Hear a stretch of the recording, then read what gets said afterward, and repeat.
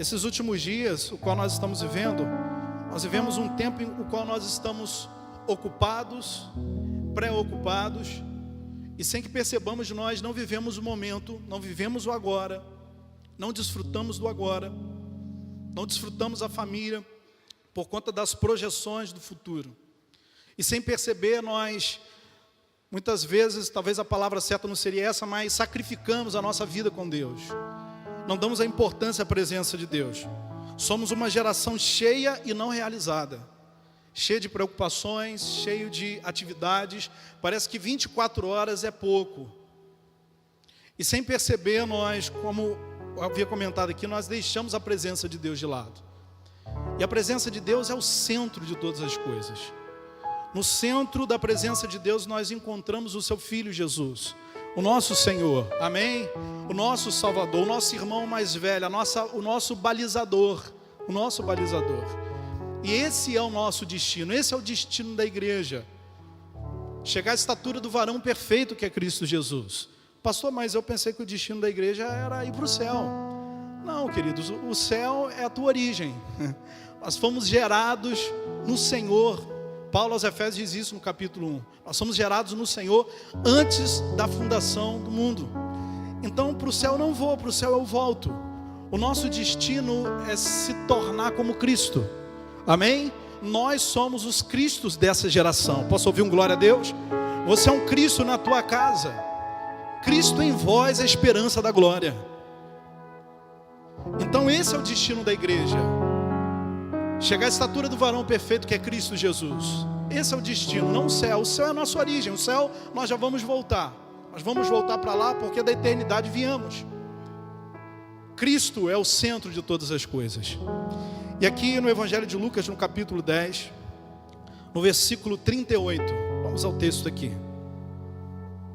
Diz assim: E aconteceu que indo eles de caminho, entrou Jesus numa aldeia, e certa mulher por nome de Marta o recebeu em sua casa, e tinha essa uma irmã chamada Maria, o qual, assentando-se também aos pés de Jesus, ouvia a sua palavra. Marta, porém, andava distraída em muitos serviços, e aproximando-se disse: Senhor, não se dá que tinha irmã deste serviço só? Diz ele que me ajude.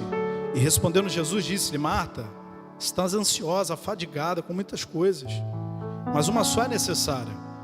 E Maria, tua irmã, escolheu a melhor parte, a qual não será tirada. Queridos, esse texto aqui é um texto que nós conhecemos. Jesus, ele tinha uma família de amigos, Marta, Maria e Lázaro. Conhecemos bem essa história. Moravam em Betânia. Betânia era uma espécie de lugarejo, uma vila. Ficava mais ou menos uns 3 quilômetros da capital de Jerusalém. Interessante que Jesus tinha essa casa de amigos, e ali normalmente ele ia para descansar nessa casa. Jesus ali, queridos, ele tinha um lugar onde ele podia ser gente, onde ele poderia sentar, ele poderia conversar, onde ele não seria assediado por conta dos sinais e milagres que ele fazia, onde não tinha uma multidão do lado de fora que ficava aguardando sair. Ali ele ficava muito à vontade. E esse lugar era um lugar simples. Interessante que Betânia tem alguns significados, casa de figos ou casa dos pobres. Mas naquele lugar simples Jesus encontrava descanso, porque ele ali tinha amigos. Interessante que esses 3 irmãos não eram discípulos, não eram sacerdotes, não eram escribas, não eram pessoas da alta sociedade ou de um status religioso da época. Eram pessoas simples, mas eram amigos de Jesus. E eu creio que o reino de Deus é um reino de amigos. Amém, queridos? E Jesus sempre estava ali. Portanto, foi nesse lugar que ele ressuscita Lázaro. E aquele lugar, irmãos, começou a ser observado por várias pessoas por conta do milagre de Lázaro. Agora as pessoas não desprezavam mais a Betânia, a casa dos pobres. Agora as pessoas iam até Betânia para ver aquele que havia sido ressuscitado. Porque o lugar onde Jesus está, irmãos, aquele lugar muda. Onde Jesus está, tudo é diferente. E foi assim em Betânia.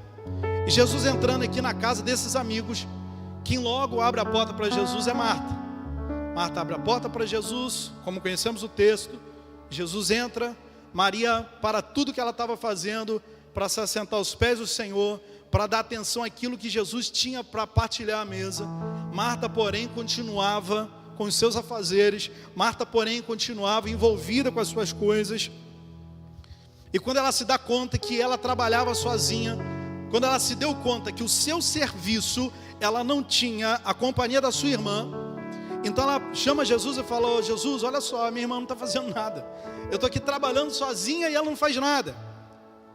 E aí Jesus, como nós conhecemos, fala com ela o seguinte: "Olha, por que você está fadigada? A tua irmã escolheu a melhor parte e não vai ser tirada." Interessante que Jesus aqui não chama a atenção de Marta de estar fazendo algo errado. O que Marta estava fazendo, o texto aqui não diz exatamente o que é, mas Jesus também em nenhum momento diz que estava errado. Mas Jesus, ele não critica o que ela fazia, mas critica o momento que ela fazia. Ou seja, Marta, o que você está fazendo é importante, é relevante. Porém, o que é importante na hora errada se torna um erro. E esse tem sido o erro de muitos de nós. Estamos fazendo coisas certas, porém no momento errado.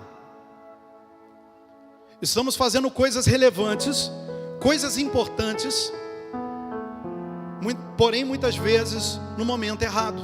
Por isso que eu comentei, queridos, que nós somos uma geração cheia e não realizada. O que isso significa? Estamos ocupados e preocupados. Assim somos nós com os nossos compromissos. E sem que percebamos, por estar envolvidos ou embriagados com tantos compromissos, nós não damos atenção ao Senhor. Nós não nos voltamos para o Senhor. Nós não fazemos de Deus, não fazemos de Jesus o nosso centro, o centro de todas as coisas. É por isso que o próprio Jesus, no Evangelho de Mateus, no capítulo 6, não precisa abrir lá, ele diz: "Olha, mas buscai primeiro o reino de Deus e a sua justiça, as demais coisas vão ser acrescentadas." Em momento nenhum Jesus está falando: "Olha, abandone tudo, largue tudo e busque somente o reino." Não, o que ele está falando é o seguinte: priorize as coisas do reino. Porque se você aprender a priorizar as coisas do reino, as demais coisas vão ser organizadas através daquilo que você priorizou. Amém, queridos? E nós precisamos, irmãos, dar atenção àquilo que o Espírito Santo de Deus está falando conosco por esses últimos dias.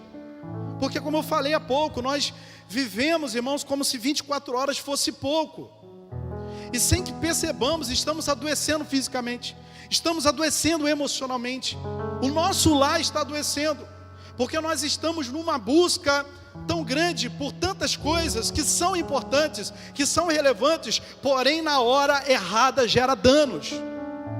É como uma gravidez, irmãos, que é interrompida e a criança precisa nascer antes da hora. Nós sabemos que quando a criança nasce antes da hora, é um milagre, mas é propício a vir danos. Isso gera uma preocupação, uma insegurança para a família. Coisas fora do tempo geram danos. E eu não estou falando aqui que tem nada perdido, não é isso.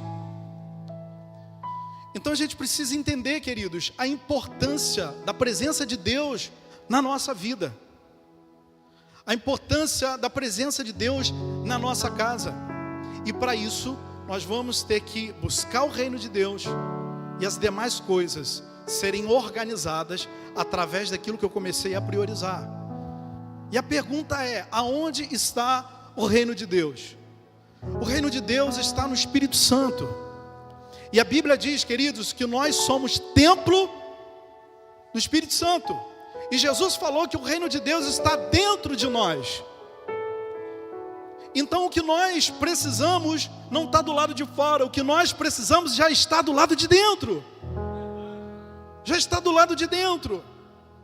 Muitas vezes a gente está em busca de algo que está do lado de fora, enquanto o que nós precisamos já está do lado de dentro. A Bíblia diz que a terra já está cheia da glória de Deus. O que nos falta não é glória, o que nos falta é conhecimento da glória de Deus. O reino de Deus está no Espírito Santo, e o Espírito Santo está dentro de nós, porque Jesus falou com os fariseus: o reino não vem por aparência, não está aqui nem colar, o reino está dentro de vocês. E o que está dentro de nós é o Espírito Santo. Então, se buscar o reino em primeiro lugar, para que as demais coisas sejam acrescentadas ou sejam organizadas, isso significa que eu preciso buscar o Espírito Santo. Isso não quer dizer abandonar as demais coisas, mas é priorizar o reino para que as demais coisas sejam organizadas por. É isso. Mas como falei, nós somos uma geração cheia e não realizada. Estamos ocupados, estamos preocupados, tentando antecipar um tempo que não existe.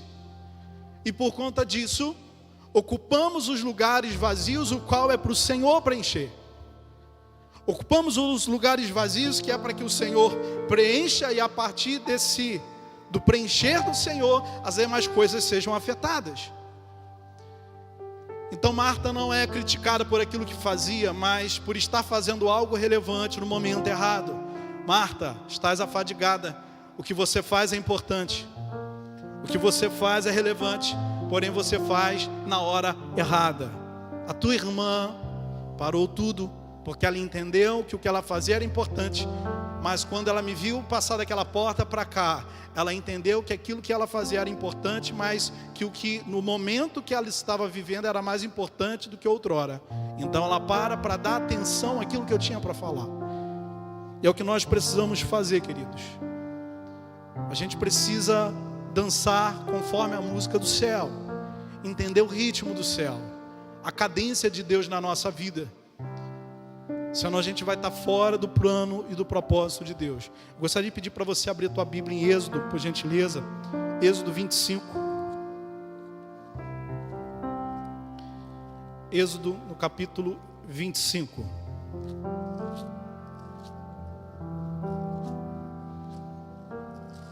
Buscar primeiro o reino dentro de uma compreensão qual Jesus falava, dentro de uma compreensão judaica.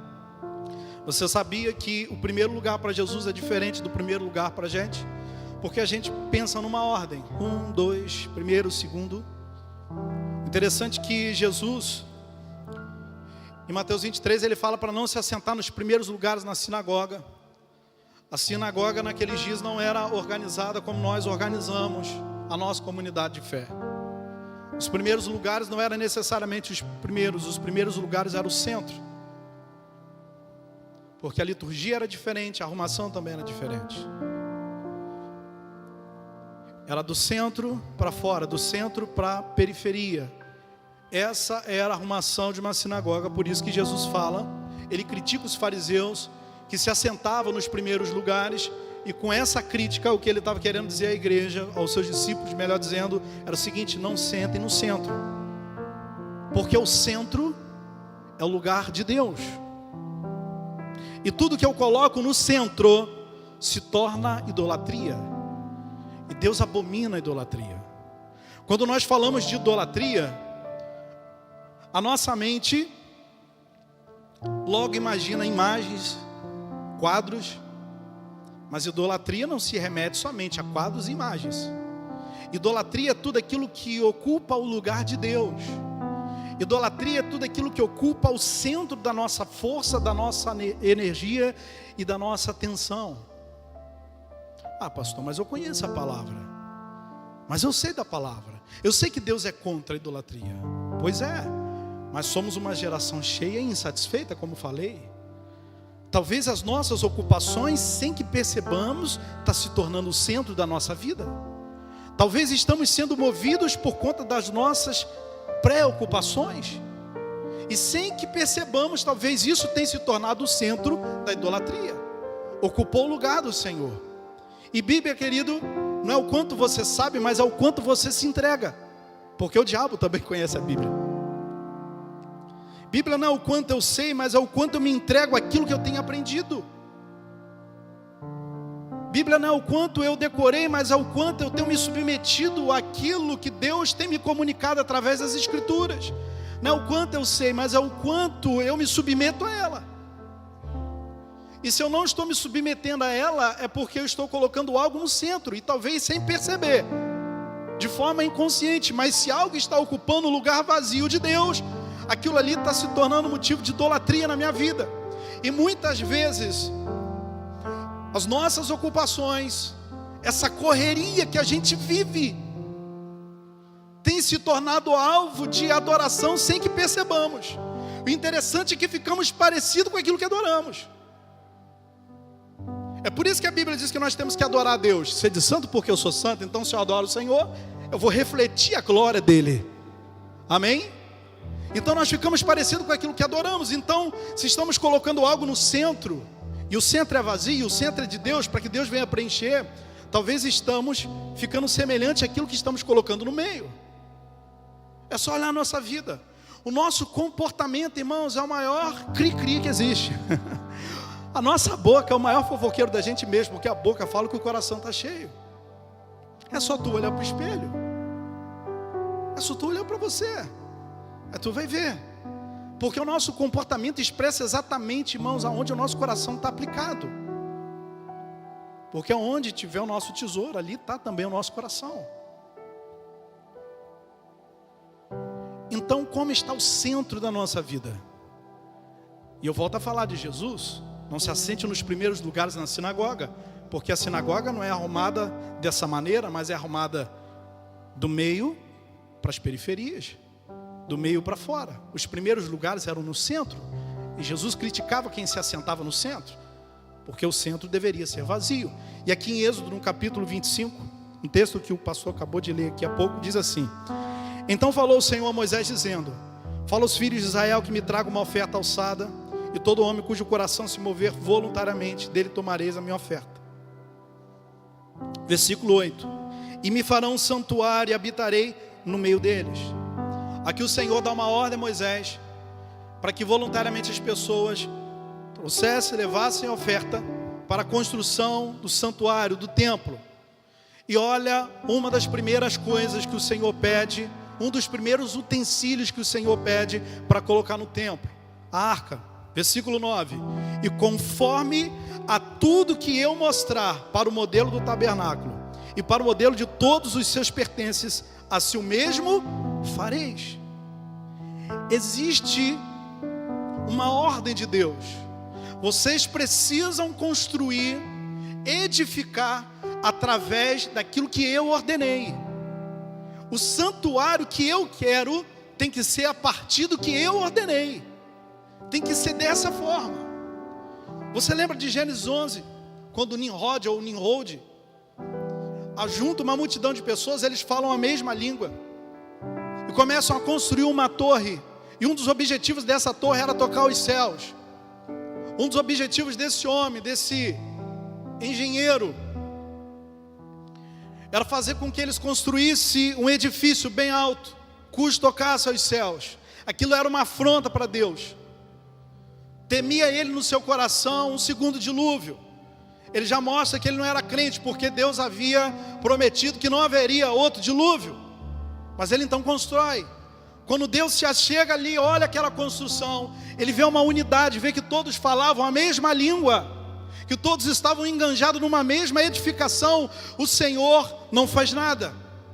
Porém, o Senhor, observando a motivação do coração deles, separa as línguas, dá uma confusão, ninguém entende nada, aquela obra fica paralisada. Quem lembra desse texto?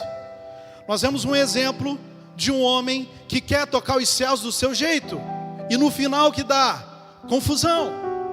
Em Atos, no capítulo 2, nós vemos uma igreja reunida, com judeus de vários lugares do mundo, e de repente, vem o Espírito Santo, e sopra sobre eles, e eles começam a entender, cada um na sua língua, aquilo que Deus vinha comunicar. Naquele dia o céu não foi tocado, foram as pessoas que foram tocadas, amém?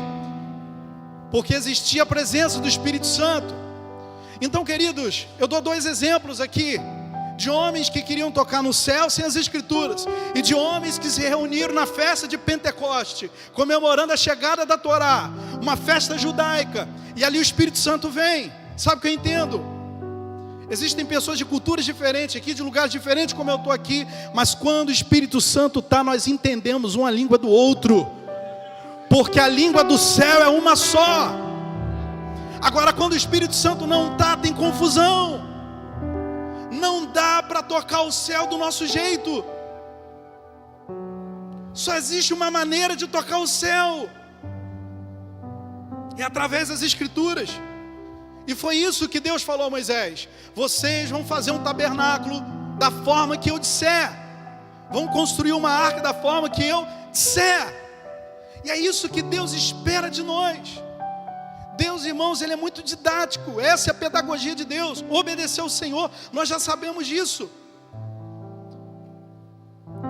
E muitas vezes, irmãos, buscar a Deus, parar um tempo para buscar a Deus, não somente coletivamente, como comunidade de fé, mas na nossa casa, como diz Mateus capítulo 6, versículo 6, entra no teu quarto, fecha a tua porta. Algumas vezes vai parecer improdutivo, algumas vezes vai parecer perda de tempo, porque nós somos uma geração cheia e não realizada.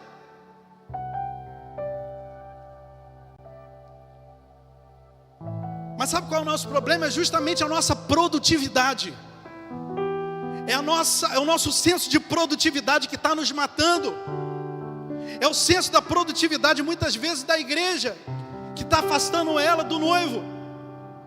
Talvez o Senhor, por esses dias, está nos chamando para uma santa improdutividade. A gente parar algumas coisas, literalmente falando, e investir um tempo para Deus. Eu não estou falando de gastar tempo, eu estou falando de investir. Pastor, mas eu não tenho tempo. Talvez é isso que está matando você. Talvez é isso que está acabando com a nossa saúde. Talvez é isso que está fazendo com que o inimigo tenha legalidade, irmãos, para atingir o nosso lar. A nossa falta de tempo. Mas a Bíblia diz que há tempo para todas as coisas. A Bíblia diz que Deus é Senhor do tempo. E é Senhor sobre a nossa vida. Então a gente precisa parar algumas coisas e começar a edificar a nossa vida a partir de uma voz, a partir daquilo que Ele está comunicando, para que a nossa edificação seja semelhante do homem que ouviu as palavras e obedeceu e construiu a sua casa na rocha, e vindo um vento forte, uma tempestade, ela não caiu, porque ele ouviu e edificou segundo aquilo que ele ouviu. Quem está aqui, diga amém. Agora o outro, ele ouviu a palavra, ele teve a mesma oportunidade, a palavra foi a mesma, ele constrói na areia, e vem um vento forte, vem a tempestade, a casa dele cai. E se eu disser para você que aquele vento não foi o diabo? E se eu disser para você que aquele vento não foi uma ação maligna? E se eu disser para você que aquele vento foi o vento de Deus? Existe um órgão na nossa nação chamado Inmetro, que fiscaliza os produtos, as coisas. E quando você vai comprar alguma coisa, uma geladeira, você vê se tem um selo do Inmetro, não é assim? E se eu te disser que aquele vento foi, irmãos, o teste de Deus, para ver qual era a casa que iria resistir? Agora, um constrói a casa na areia e outro na rocha. E é natural nossa mente desenhar o homem que foi lá na praia, não é assim? Foi lá construir a casa dele. E quem é rico mora na praia, diz a música aí, né? Eu não é. E o outro construiu a casa na rocha. Você imagina o quê? O cara foi em cima de uma montanha, num lugar bem rochoso, e construiu. A areia e a rocha eram uma mesma geografia. O homem que construiu a casa na areia representa o crente superficial. O homem que constrói a casa na rocha é o homem que encontra areia, mas não se contenta com a areia e cava mais até achar a rocha. Por esses dias só vai ficar de pé quem é crente profundo. Eu não estou pregando para não crente, eu estou pregando para crente aqui. Irmãos, não é o quanto eu sei da Bíblia, é o quanto eu me entrego a ela. O problema para a gente, irmãos, não é conhecimento. A internet está aí, irmãos, para fazer vergonha, mas está aí para trazer informação também. Nós estamos vivendo o tempo digital. Hoje tem Bíblia para tudo, irmãos. Bíblia do jovem, Bíblia da criança, Bíblia do vovô, Bíblia da vovó, Bíblia do pastor, Bíblia do obreiro, Bíblia para a esposa do pastor, Bíblia para o ex-crente. Tem, irmãos, não falta conhecimento para a gente. Talvez o que falta é profundidade. Talvez o que falta é entrega. E eu não estou desprezando o conhecimento. Eu sou estudante da palavra de Deus. Eu sou amante da palavra de Deus. O que eu estou falando, queridos, que não é o quanto eu sei, mas é o quanto eu me submeto àquilo que eu tenho aprendido. É o quanto eu estou deixando que aquilo que eu tenho recebido de Deus vem transformar minha vida. Porque na boca o livrinho é doce, mas no ventre amarga. Porque é de dentro para fora. Até que nos tornemos a imagem e semelhança de Cristo, o nosso Senhor. E dentro dessa correria nossa, parece que a gente não sai do lugar. Você já teve essa sensação? Você olha para você e fala assim: cara, eu sou um cara dedicado a Deus, mas parece que eu não estou produzindo nada. E além de a sensação de não estar produzindo nada, parece que aquilo que eu já produzi está sendo abalado. Pois é, por esses dias, para quem está buscando a Deus dentro de uma seriedade, irmãos, Ele está abalando as coisas abaláveis, para que dentro de você apareçam as inabaláveis. Existe uma construção de Deus de dentro para fora. E é essa construção aqui dentro que vai começar a afetar o que está ao seu redor. E eu falo da presença de Deus.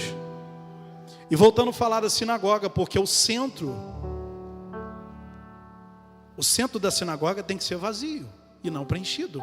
E talvez estamos preenchendo o centro do templo do Senhor, qual somos nós, com as nossas ocupações. Geração cheia e não realizada. Mas aqui tem uma ordenança para a edificação do santuário. E Deus esperava que o santuário fosse construído a partir daquilo que Ele havia dito. E no versículo 9, novamente Ele diz: conforme a tudo que eu te mostrar, para o modelo do tabernáculo e para o modelo de todos os seus pertences, a si mesmo fareis. Também farão a arca de madeira de acácia, e o seu comprimento será de 2,5 covados, e a sua largura de 1,5 covado, de 1,5 covado a sua altura, e cobri-la de ouro puro por dentro e por fora, e cobrirás e farás sobre ela uma coroa de ouro ao redor, e fundirás para ela 4 argolas de ouro, e colocarás nos 4 cantos dela 2 argolas, num lado dela e 2 argolas do outro lado, e farás varas de madeira de acácia, cobrirás com ouro, e colocarás as varas nas argolas aos lados da arca, para se levar com ela a arca. As varas estarão nas argolas da arca, não tirarão dela. Depois colocarás na arca o testemunho que eu te darei. E também farás um propiciatório de ouro puro. Seu comprimento será de 2,5 covados, a sua largura de 1,5 covado. Farás também 2 querubins de ouro batido, e farás 2 extremidades do propiciatório. E farás um querubim na extremidade, uma parte, outro querubim na extremidade da outra parte, de uma só peça, com que o propiciatório, ou seja, a tampa, fareis os querubins nas 2 extremidades dele. E os querubins estenderão as suas asas, e por cima, cobrindo com elas o propiciatório, as faces deles, uma de frente da outra, e as faces dos querubins estarão voltadas para o propiciatório. Então, os querubins estariam um de encontro para o outro. Lembra da arca da aliança? Lembra da imagem da arca? Então, eles estariam com as asas assim, porém com o fronte para baixo, olhando para a tampa, para o propiciatório. Amém, queridos? Amém? Versículo 1: e porás o propiciatório, ou seja, a tampa, em cima da arca, depois que houver posto a arca do testemunho que eu lhe darei. Então, antes de colocar a tampa, o propiciatório colocava primeiro as leis. Então, dentro da arca, da figura da presença de Deus, o que tinha dentro dela? O testemunho do Senhor, a palavra de Deus. Depois que colocasse o testemunho do Senhor, então via a tampa, o propiciatório, que lá em Hebreus chama de trono da graça. Existe uma tradução em inglês, que para o português obviamente diz trono de misericórdia. Nós sabemos que a arca, nós aprendemos isso durante muito tempo, a arca, ela simboliza a presença de Deus, mas não somente a presença de Deus, mas o trono de Deus, porque a Bíblia vai dizer que o Senhor está assentado entre os querubins, e os seus pés descansam sobre o propiciatório da arca. Então podemos entender que a arca, além de simbolizar a presença de Deus, representa também o trono de Deus, o trono de Deus no céu. Então o que Deus está falando com Moisés? Tu vai construir o santuário e vai fazer a arca, ou seja, a representatividade do trono. Agora é interessante que ele ordena os 2 querubins, um de frente para o outro, e no versículo 22 diz assim, olha o que diz o versículo 22: e ali verei a ti, E falarei contigo de cima do propiciatório, do meio dos 2 querubins que estão sobre a arca do testemunho, tudo que eu te ordenar para os filhos de Israel. Agora tu lembrou como é que é a arca? Quem lembrou aqui mais ou menos? Agora você observou que existem 2 querubins, um de frente para o outro, e no meio não tem nada, porque o meio é vazio para o Senhor preencher. Ali eu vou me revelar a ti, Moisés. Ali eu vou falar com você. O que Deus estava falando é o seguinte: Moisés, está aqui as leis, e através dessas leis você vai conduzir o meu povo, mas vai ter problemas que você vai enfrentar, Moisés, que você não vai encontrar todas as soluções nessa lei, mas eu vou falar em cima dessa lei. Eu vou me revelar a você, porém no lugar entre os querubins, ou seja, o lugar é vazio. Não coloque nada no meio, porque esse lugar é meu. O centro da arca é vazio, para Deus preencher. Para Deus preencher. Não existia a imagem, existia um vazio, e ali o Senhor se revelava. E nós somos casa de Deus, nós somos o santuário de Deus, nós somos a arca de Deus que carrega a presença de Deus na terra. Porém o centro da nossa vida precisa estar vazio, para Deus preencher. Não pode estar ocupado das nossas ocupações, porque se nós ocupamos o lugar de Deus, nós fazemos daquilo que ocupamos idolatria. Existe um lugar profundo em Deus, queridos, que o Senhor quer nos levar por esses dias, e muitos de nós vamos ter que ser obedientes àquilo que o Senhor falou. Entrar no nosso quarto, fechar a porta e falar com o nosso Pai que está em secreto. E em secreto o Senhor vai se revelar aos nossos corações. Mas vai ser necessário investir tempo com Deus. Vai ser necessário passar algumas horas com Ele. Vai ser necessário a gente fazer uma organização da nossa vida, em prol, queridos, daquilo que de fato é o centro de todas as coisas, que é Jesus, a presença de Deus na nossa vida. E eu termino essa mensagem, queridos, pedindo para você abrir em Marcos no capítulo 3, onde existe uma ordem do Senhor. Marcos no capítulo 3.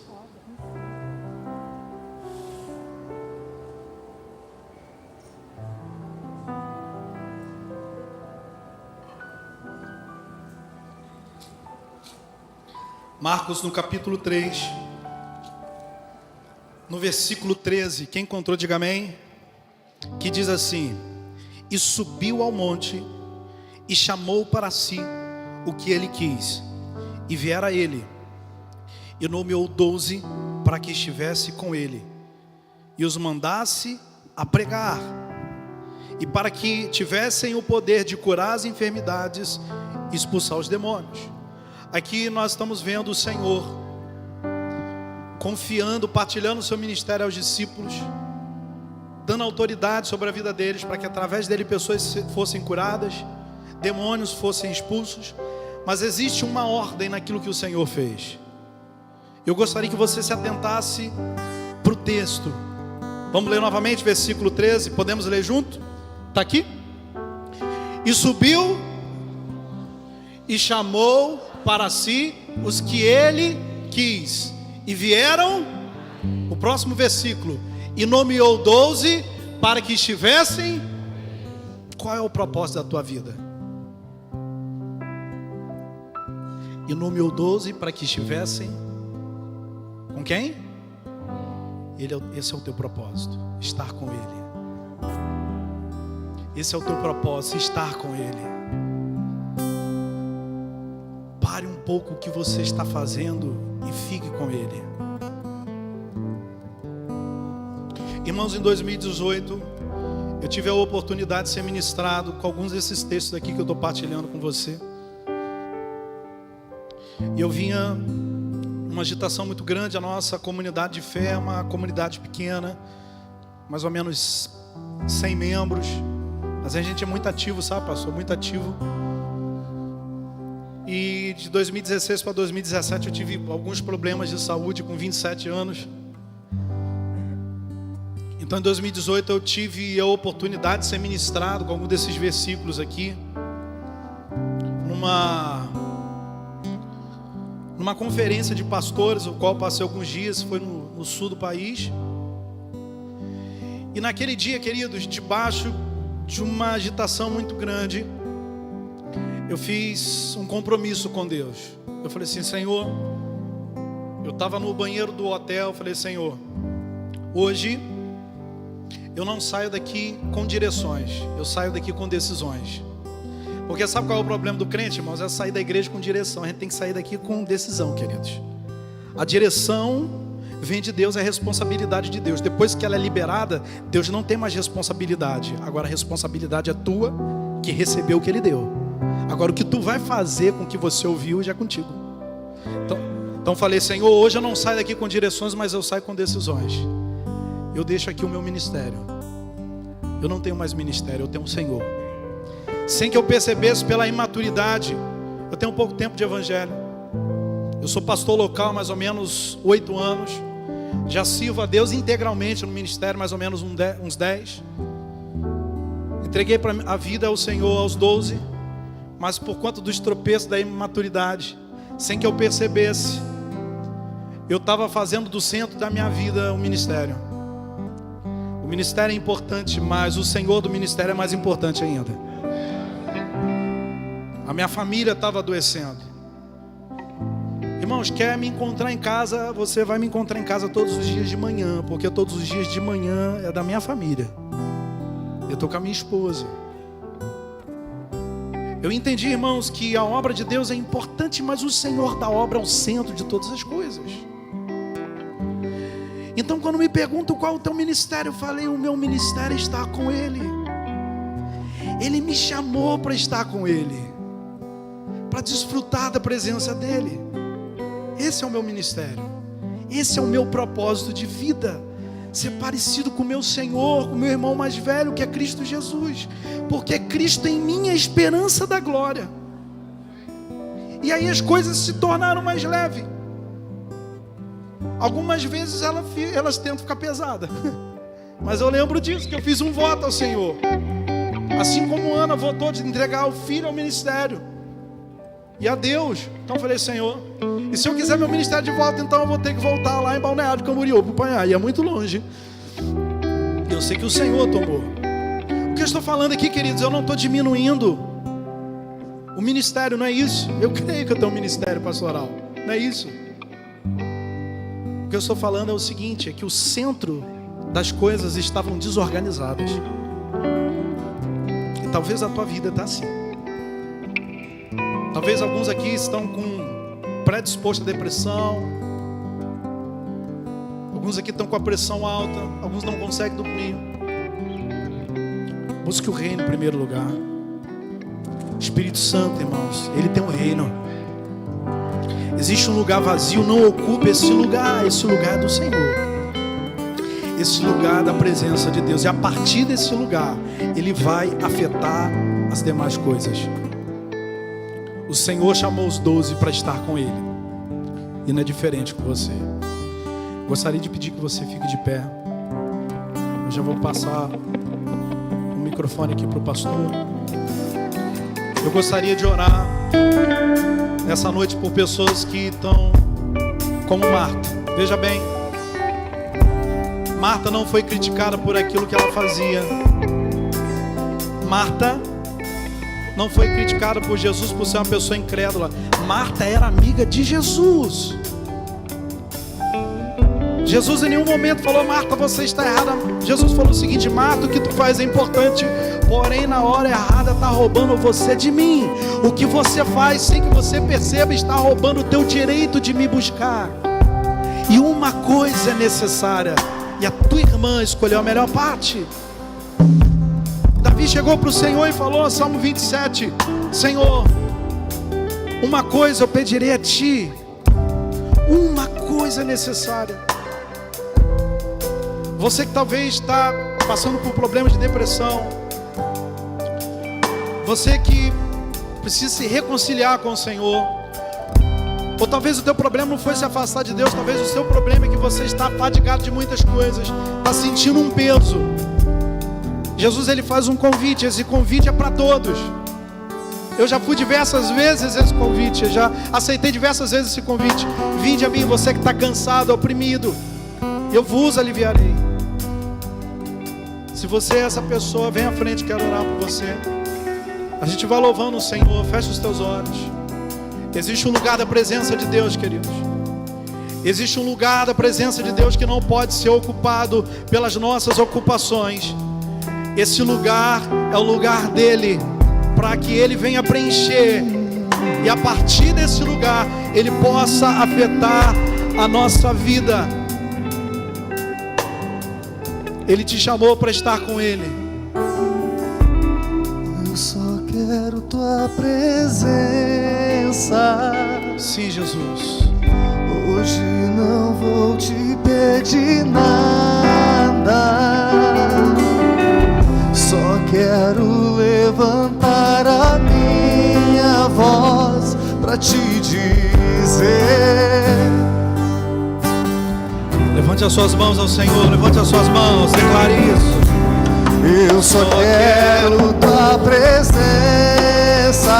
Sim, Jesus. Hoje não vou te pedir nada, só quero levantar a minha voz pra te dizer que a tua graça já. Declare isso, eu só quero, Senhor. Eu só quero tua presença. Hoje não vou te pedir nada, só quero levantar a minha voz pra te dizer que a tua graça já me basta. Fecha os teus olhos. Talvez você está sentindo esse peso. Eu sei o que é isso. Eu sei o que é chegar num cardiologista e o cardiologista falar assim: cara, se você não passar a bola, tu vai morrer, cara. Não tem como você levar tudo, não. Eu achava que eu ia resolver as coisas. O nosso senso de sobrevivência, o nosso senso de responsabilidade é importante, mas na medida do excesso, acaba nos tirando do lugar com o Senhor. Deus está com saudade de você, querido.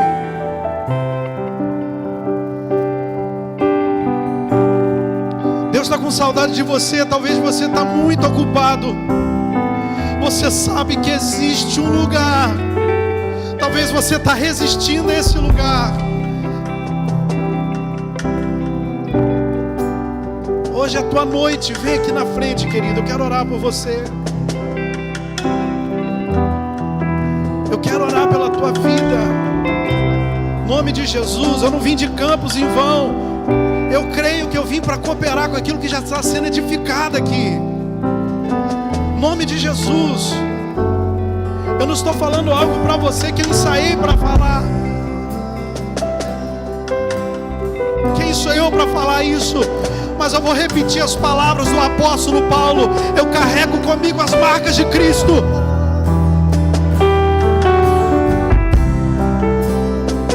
Em nome de Jesus. Eu sei o que é carregar um peso. Eu sei o que é ser cobrado. Nós somos cobrados demais.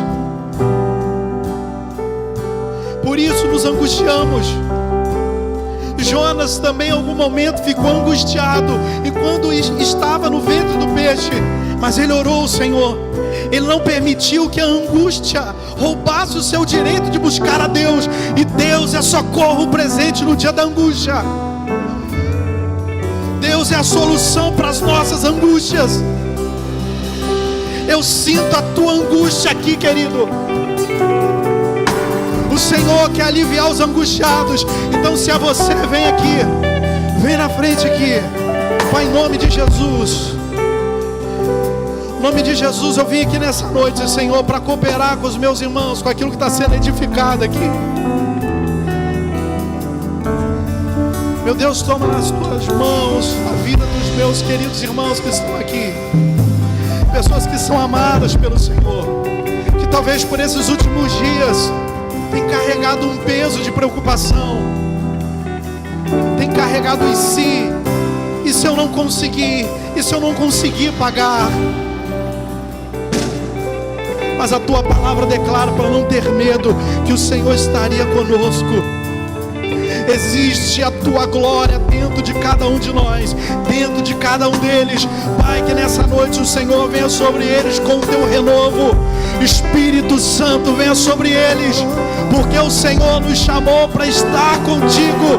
E nessa noite, Senhor, nós nos rendemos a Ti, Senhor, porque nós queremos a Tua presença. Nós queremos priorizar a Tua presença. E nós sabemos que se a Tua presença estiver no centro da nossa vida, todas as demais coisas serão acrescentadas. Todas as demais coisas serão afetadas pela Tua glória. Sim, meu Deus, nós queremos a Tua presença, Senhor. Sim, levante as suas mãos. Jesus.